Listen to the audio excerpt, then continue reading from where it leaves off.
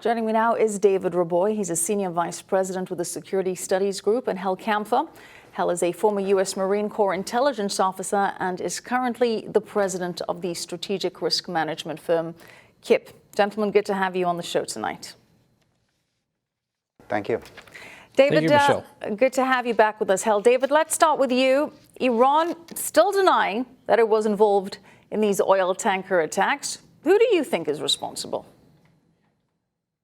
Well, I think the likelihood that it is Iran is very, very high. I mean, not just from the video evidence that was released by the United States recently, but I mean, I spoke to some officials who believe that it was, that it was quite convincing. The evidence was quite compelling that it is in fact Iran. But they're going to the UN Security Council, so they will be updating the Security Council with classified information, and I'm sure that other evidence will be declassified shortly. Hal, is there any doubt that you think Iran is responsible for this, given the evidence that we have at the moment? Michelle, what I would point to is not only is the U.S. saying that we have very strong intelligence. And it's not just the video. The video is what we show, but I'm sure there's a lot of other things that we can't talk about behind it that led to that conclusion. And it's basically saying, yes, we believe it's there. And then one of our closest partners, one of the Five Eyes, whom we work with on intelligence very extensively, Great Britain, has turned around and said, yes, we too, looking at all the intelligence there, believe it was Iran. And then the other part is, who else? There really isn't anybody else you can point to. And it's a logical conclusion, but it's one that's founded upon a lot of analysis and a lot of intelligence that was collected. Well, I'll tell you who else, Hal. Iran says the Saudis. That's who else. They're pointing the finger at them. There are others that take this conspiracy theory to heart, saying, look, the Saudis also benefit if there is some kind of confrontation with Iran. They do want the U.S. to get more involved. And if a confrontation leads to higher oil prices, well, that also benefits the Saudis. What do you make of that theory, Hal?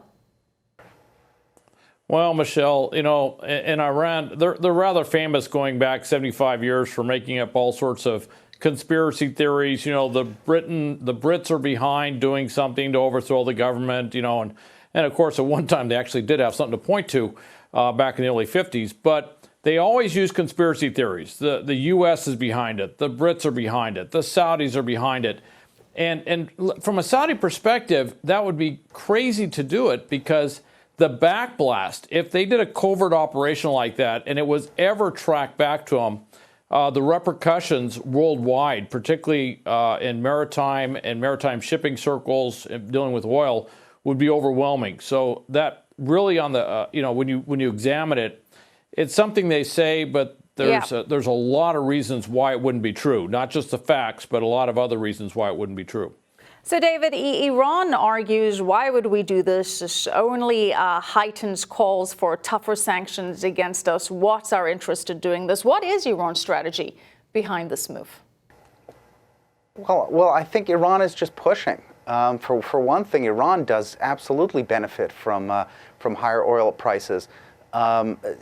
Even with higher oil prices create leverage for Europeans who are opposed to President Trump's maximum pressure campaign to fold.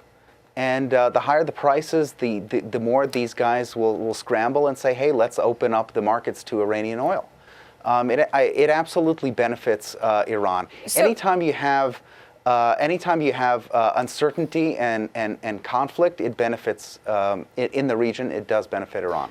So, David, if Iran is hoping that the international community is going to be rattled by this, concerned that there's going to be a big conflict, that it's going to disrupt oil being shipped, and that they're hoping that the Europeans are going to exert even more pressure on the Trump administration to back away from sanctions and his maximum pressure campaign, how do you see U.S. allies responding to this?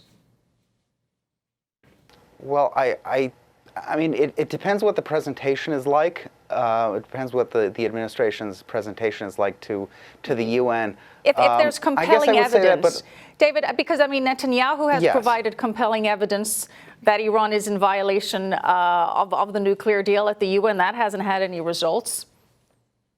Right, but I mean, to be frank, that's not something they care much about. They care about making money.